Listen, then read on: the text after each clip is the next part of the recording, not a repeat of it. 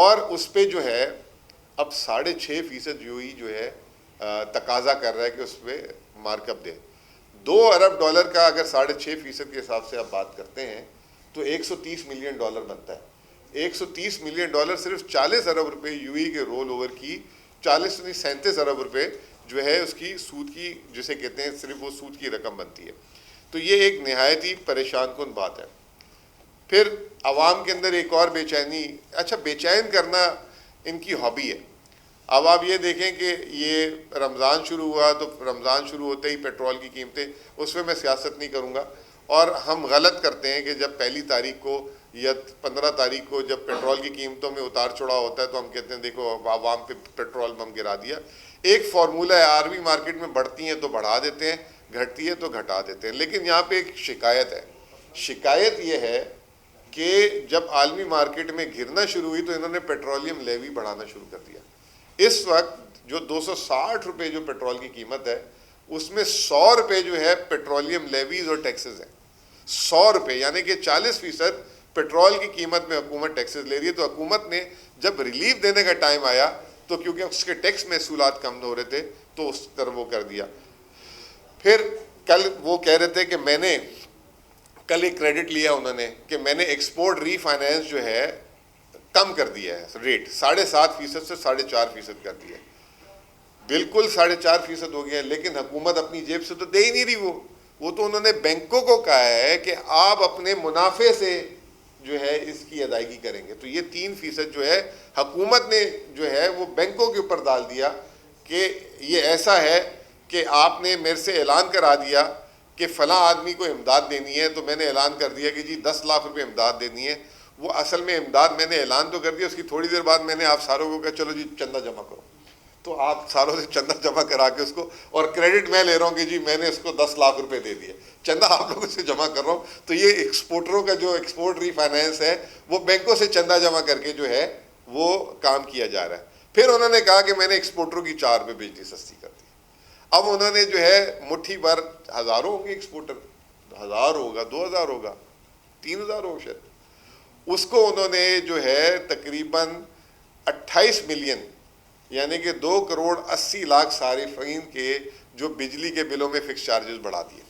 तो वो उनके लिए वहाँ से चंदा जमा करवा लिया उन्होंने। और कल वो उसका कह रहे थे कि हमने एक्सपोर्टरों के लिए जो है बिजली का टैरिफ जमा किया। तो यानी कि अब चंदे जमा करके वो जो है रिलीफ की बातें कर रहे हैं। फिर उसके बाद अब एक और हुकूमत ने फिर आजकल मतलब हुकूमत फॉर्म में है, मैं ये कहूँगा, और वो ऐसी ज़बरदस्त फॉर्म में है कि अपने खुद जो है ना भांडे फोड़ रही है। जो पहले क्योंकि 4 साल हो गए, अब कितना डालेंगे पीटीआई में। अब आवाम भी कहती है भाई खुद 4 साल से बैठे हो। इन्होंने पॉवर्टी के सर्वे जिसमें मेरे साथियों ने इसी कमरे में आज से कोई 3-4 दिन पहले बड़ी डिटेल में प्रेस कॉन्फ्रेंस भी की थी, गुर्बत का सर्वे। मैं उस डिटेल में नहीं जाऊँगा, लेकिन 2-3 बातें उसमें बड़ी मज़े की हैं। अब इस मुल्क में गुर्बत का पैमाना ये रख दिया कि 8,300 रुपये से कम जो कोई कमाए, यानी कि कोई अपनी बुनियादी ज़रूरियात की चीज़ों में उससे कम खर्च करेगा तो वो गरीब होगा। महीने का 8,300 रुपये, वो 3-4 आइटम जिसमें आटा ये वो सारी चीज़ें, उससे कम। तो गुर्बत की इन्होंने डेफिनेशन वो इतनी नीचे कर दी, उसके बावजूद भी 29% इस मुल्क में गुर्बत है, 29%। अब ये जो है इसमें एक और इन्होंने खेल क्या खेला, मज़े की बात देखें।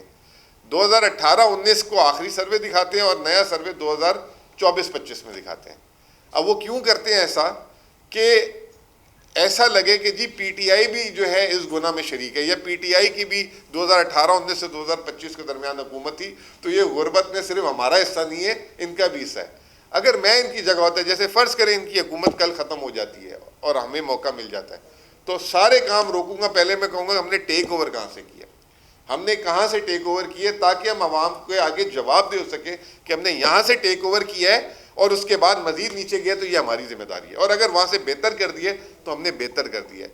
ये उस वक्त जो जब 2022 में आए, जैसे मैंने आपको स्टार्ट में कहा कि वज़ीर आज़म कल शायद रमज़ान की बरकत की वजह से काफ़ी सच बोल गए, तो उस वक्त इनकी हिम्मत नहीं थी ये सर्वे के मुल्क में गुर्बत कितनी है, बेरोजगारी कितनी है 2022 में, क्योंकि उस वक्त तो जीडीपी 6%, 6.5% चल रही थी। तो अब इन्होंने ये जो 2 सर्वे हाउस होल्ड इंटीग्रेटेड के निकाले 2018-19 के बाद, सीधा 2024-25 का डाटा निकाला। तो ये इनकी वो क्या, आप लोग साफ़ी हजरात हमारे दोस्त अक्सर कहते हैं बारीक वारदात, वो बारीक वारदात इनकी एक ये थी। तो ये मैं चाहता था कि वो ज़रूर आपके सामने उसका जिक्र करूँ, ठीक है ना। और गुर्बत जो है इस वक्त इमरान खान साहब ने तो कोविड के दौर में भी जो है पाकिस्तान की गुर्बत जो है ना बढ़ने नहीं दी थी। उस वक्त आपको याद होगा कि हमने क्या क्या किया था। फिर उसके बाद अब आप आ जाएं, कल मैं जो हूँ जब इस कॉन्फ्रेंस में था तो चंद एक हजरात से मुलाकात हुई। आप यकीन जाने की खुशी होती है कि जब कोई आउटसाइडर आपके बारे में बात कर रहा होता है। तो मुझे कल एक सरकारी मुलाजिम, एक बहुत बड़ा सरकारी मुलाजिम, नाम नहीं लूँगा फिर वो उसके लिए मुश्किलात हो जाएंगी, उसने बोला ये जो गुर्बत का सर्वे है इस पे पीटीआई वालों को बाकायदा तौर पे अवाम और इसमें जो है बताना चाहिए कि केपी की परफॉर्मेंस जो है बाकी सूबों में गुर्बत के मुकाबले में कम है। और बिल्कुल उन्होंने ठीक बात बोली। और वो मैंने कहा यार बस अल्हम्दुलिल्लाह, अल्लाह का शुक्र है। आपको मैं सिर्फ एक ये डाटा बता दूं जो पंजाब पंजाब पंजाब सारे करते रहते हैं। पंजाब में 2018-19 से 2024-25 में 90 लाख लोग मजीद गरीब हुए हैं, 90 लाख। और केपी में 28 लाख। केपी के 28 लाख समझ आते हैं कि वहाँ पे ऑपरेशंस हो रहे हैं, लॉ एंड ऑर्डर के मसले हो रहे हैं, वहाँ पे बॉर्डर बंद किया गया, वहाँ पे रोज़गार, लेकिन उसके बावजूद, और आबादी केपी की कम है, लेकिन उसके बावजूद जो है कहीं ना कहीं कुछ पॉलिसीज़ ऐसी हैं जिससे अवाम का जो शेयर हुकूमत ने गुर्बत का, जैसे सेहत कार्ड है, वहाँ पे इलाज है, यूनिवर्सिटीज़ की फीसेस वहाँ पे सबसे कम है, वहाँ पे जो है बहुत सारा केपी में आज भी जो है बराह रास्त बिजली की उनको ज़रूरत नहीं पड़ती। उनके बहुत सारे इलाके ठंडे इलाकों में रहते हैं, वो पूरे साल में, जैसे शहरों में हम रहते हैं तो यहाँ पे गर्मी पूरे साल होती है, वहाँ पे आधा साल उनका जो है ठंडा होता है। और बहुत सारे लोगों ने वहाँ पे अपने आबी वसाइल से छोटी छोटी बिजली के बंदोबस्त भी कर लेते हैं। तो केपी की जो परफॉर्मेंस है वो गुर्बत की, हुकूमत का एक कल अफसर था उसने बोला। फिर इप्सॉस एक और सर्वे आया था, वो इप्सॉस का जो सर्वे आया था, इप्सॉस के सीईओ मुझे कल मिले, वो कहते हैं हम तो समझे हमारा सर्वे में आप लोग जो है उसको अवाम के सामने लेके जाएंगे और बताएंगे केपी सबसे अच्छा है। मैं कहा जी हम तो जाते हैं लेकर, लेकिन कभी कभार हमें मीडिया को भी बेचारों को कहते हैं कि इनको नहीं चलाना। तो उन्होंने कल फिर मुझे रिपोर्ट दी और बताया ब्राइबरी में पूरे पाकिस्तान में केपी सबसे नीचे, निपोटिज्म यानी कि फेवरिज्म के इस दोस्त को नौकरी देनी है, इस यार को ठेका देना है, सबसे नीचे केपी, ठीक है ना। जो गैर कानूनी तौर पे अमीर हुए हैं लोग इन्हीं रिश्वतों से, ये वो, उसमें केपी सबसे नीचे। तो ये जो है इप्सोस के सर्वे है। तो ये जो सारे गवर्नेंस की बातें करते रहते थे आप भी जी, केपी की गवर्नेंस पे सवाल आते हैं, उसमें जो है केपी सबसे नीचे, गुर्बत में सबसे नीचे, गवर्नर राज भी केपी में, बाकी सबके लिए ना जो सत्य खैर है। तो कहने का मतलब ये कि गवर्नेंस की क्योंकि अभी बातचीत चल रही है, तो ये गवर्नेंस की बात मैंने कहा आपसे कर दूं। आखिरी में रमज़ान पैकेज, खैबर पख्तूनख्वा ने 12,500 रुपये दिए। जब हुकूमत, ये तीसरा रमज़ान है जब से ये हुकूमतें बनी, इनको तीसरा रमज़ान मिला, क्योंकि 2024 में आते ही रमज़ान आ गया था, आपको याद होगा। तो खैबर पख्तूनख्वा हुकूमत ने उस वक्त 10,000 रुपये रमज़ान का पैकेज का ऐलान किया था। पंजाब ने 3,500 की तस्वीरों वाली जो है ना, तस्वीर तो आपको पता है वहाँ पे ना हो तो कोई चीज़ चलती नहीं है, तो वो बोरियां निकाली थी राशन की 3,500 की। और सिंध ने उस ज़माने में 5,000 दिया था। जो पिछला साल गुजरा सब ने 10-10 हज़ार कर दिया था। इस साल सुहेल आफरीदी साहब ने उसको बढ़ा के 12,500 कर दिया। और हम समझते थे कि पंजाब जो है बड़ा वसाइल वाला सूबा है, तो कोई 15-20 हज़ार देगा, आवाम को ये करेगा। 10,000 रुपये अब कहने को 40 लाख खानदान को दे रहे हैं। 10,000 रुपये, अगर 2,500 रुपये चले और नहीं हमारे वाले ही होते तो 10 अरब रुपये सिर्फ इजाफी लगते हैं। लेकिन वो चाहती तो ये आवाम को दे सकती थी, लेकिन उन्होंने 10 अरब का जहाज ले लिया अपने लिए। 10 अरब का जहाज ले लिया। 40 लाख लोग थे, 2,500 ही दे देती। वैसे तो आपको ज्यादा देने चाहिए थे।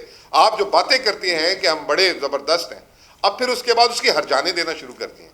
हरजाने किस शक्ल में देना शुरू कर दिए? बाबुओं की जो है ना गाड़ियां बढ़ा दी, पेट्रोल उनके लिए बढ़ा दिया। आज हम सुबह पढ़ रहे थे कि काबीना के लिए नई गाड़ियां खरीदी जा रही हैं। खैबर पख्तूनख्वा क्या कर रहा है?